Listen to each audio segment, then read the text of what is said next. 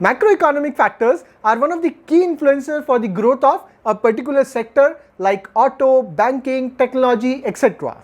And one of the biggest macroeconomic factors that influence these sectors is government scheme and incentives. India has been a world leader in IT sector which fall under the service sector, and it is the biggest contributor in India's GDP. Over the years, government has incentivized IT companies with SEZ, that is Special Economic Zone, where they get tax benefit. In return, the IT companies generate huge employment and revenue for the country. But now, our government want to focus on another key sector, where India is lagging but has enough workforce and skill set to flourish. I am talking about manufacturing sector. Friends, Indian government has been focusing on manufacturing for a few years now with Make in India initiative. But let's be honest, Indian manufacturing ecosystem is too small as compared to China. In fact, China is also known as the manufacturing hub of the world. Even India has a lot of dependence on China, right from mobile phone to Chinese toys to even firecracker and god idols that we use in our festival. The biggest reason why China became the global manufacturer of the world is because of government support, where the manufacturer received various incentives including low-cost power, low-cost land, low-cost borrowing, tax incentive and many more.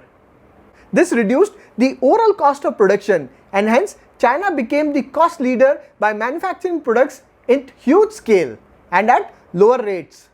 But COVID has changed the global scenario. There was already a trade war going on between US and China, and on top of this, COVID disrupted the supply chain of the world. Global companies realized the importance of an alternative to China to minimize the business risk. And that's where India has emerged as a great alternative. Indian government was quick to sense this opportunity and decided to boost the manufacturing ecosystem by introducing PLI scheme, that is Production Link Incentive Scheme. Hello friends, my name is Sahil and this is my Personal Finance Academy, where I explain everything about money management in layman's language. In November 2020, central government approved a scheme called PLI or Production Link Incentive worth rupees 1.45 lakh crore. This scheme was initially drafted to benefit 10 sectors. But recently, our government has further amended the scheme in Budget 2021 by adding 3 more sectors and increased the PLI budget to 1.97 lakh crore. So in this video, we will simplify the PLI scheme by understanding what exactly is the scheme, sectors that would benefit from PLI scheme, amount allocated to each sector, and key companies within each sector. Alright, let's get started. The entire idea behind PLI scheme is to boost domestic production and cut down on imports. This scheme aimed to give companies incentive on incremental sale from products manufactured in domestic units. For example, if a company manufactures, let's say, 10,000 units in India on an annual basis and then increases it to 20,000 units, the government will issue an incentive for the additional 10,000 units, so that the manufacturers could either produce more for the Indian market or produce in India to export to other countries. PLI scheme would benefit both domestic manufacturer and global player who intend to set up their manufacturing facility in India. Friends, this would create huge employment opportunity in India and make India one of the top manufacturers in the world. On an average, this scheme budget is spread over a period of 3 to 5 years. Now let's discuss the sectors that would benefit from PLI scheme and key companies within each sector. Auto sector is the biggest beneficiary of the PLI scheme. Government has a lot of focus on electric vehicle segment and building an entire ecosystem of power, battery, charging station and vehicles. In Budget 2021, government has announced the scrappage policy of phasing out old and unfit vehicles. Private vehicle would have to go for a fitness test after 20 years and commercial vehicle after 15 years. This would have positive impact on both auto and auto component industry. The total budget for auto and auto component industry in PLI scheme is 57,000 crore. If you look at the top public companies in auto and auto component, it includes Tata Motor, Maruti Suzuki, Mahindra and Mahindra, Ashok Leyland, Eicher Motor, Hero MotoCorp, Bajaj Auto, TVS, Motherson Sumi and Endurance Technology. Advanced Chemistry Cell or ACC are the new generation advanced storage technologies that can store electric energy either as electrochemical or as chemical energy and convert it back to electric energy as and when required. Friends, Indian government intend to set up Tesla style gigafactories based on lithium ion technology that would be used across electric vehicles. For electric vehicle to become popular, we would need an infrastructure of lithium ion batteries in the entire country. Not only this, ACC batteries would have usage in electronic industry and electricity grid. This sector has received rupees 18,100 crore. If you look at the top companies in battery manufacturing, it includes Amara Raja Battery and Exide Battery. However, many companies have entered into ACC battery including Tata Chemical. Even Reliance is planning to enter into lithium-ion battery manufacturing. Some of the other companies that are considering entering into this sector is Adani and Mahindra.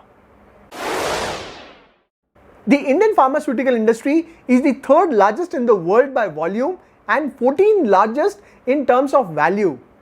It contributes 3.5% of the total drugs and medicine exported globally. India possesses the complete ecosystem for development and manufacturing of pharmaceutical and a robust ecosystem of allied industries. The PLI scheme will incentivize the global and domestic player to engage in high value production. The total budget allocated on PLI scheme for pharma sector is 15,000 crore. With this, the pharma sector is expected to add 20,000 direct and 80,000 indirect jobs for both skilled and unskilled persons. Top companies in pharma sector include Sun Pharma, Dr. Reddy, Divis Lab, Cipla, Lupin, Ipca Lab, Pfizer, Laurus Lab, Gland Pharma, etc. Friends, these are not the only companies that would benefit from the PLI scheme. There are many more. I have only highlighted the top companies in each sector.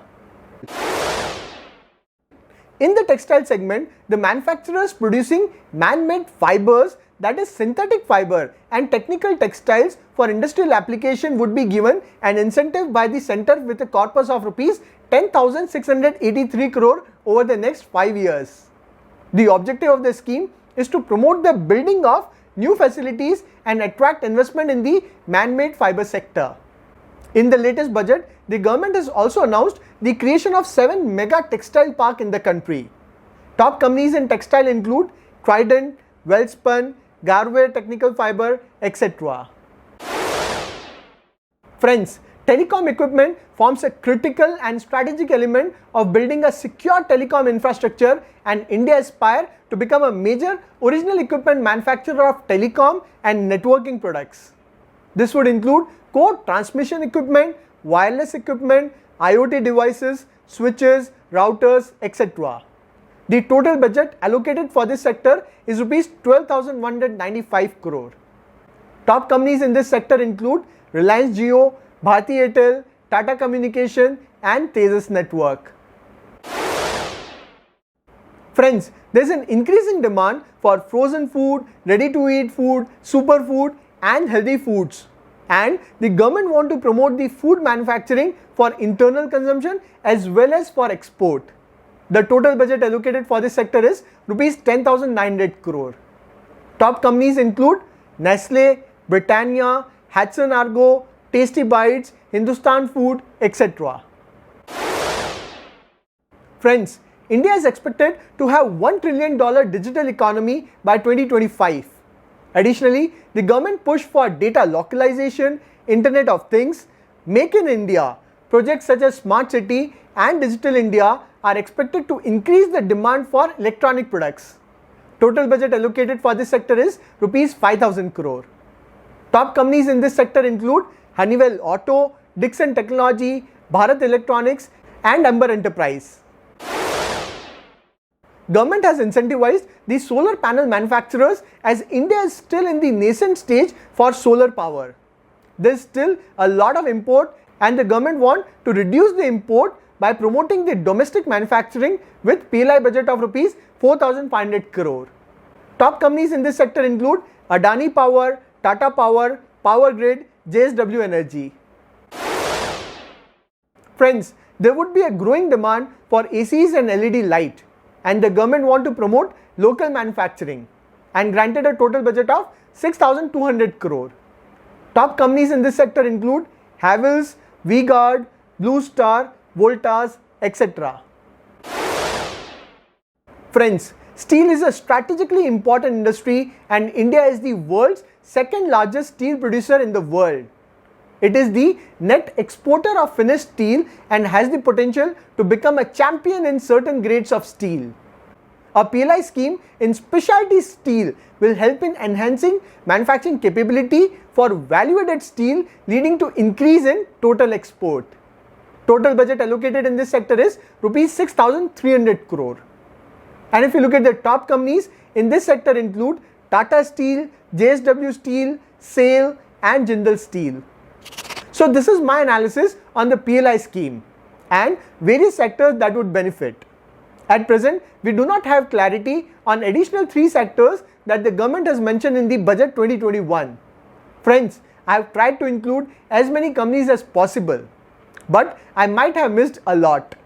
Overall, this PLI scheme would not only benefit a few set of companies, but would benefit the entire ecosystem as everything in the economy is linked to each other. And this analysis is only for educational purpose to help you folks understand the measures the government has taken for boosting the manufacturing ecosystem in India. I hope you would appreciate the analysis. I would be happy to read your feedback in the comment section. I will see you with another video. Till then, take care.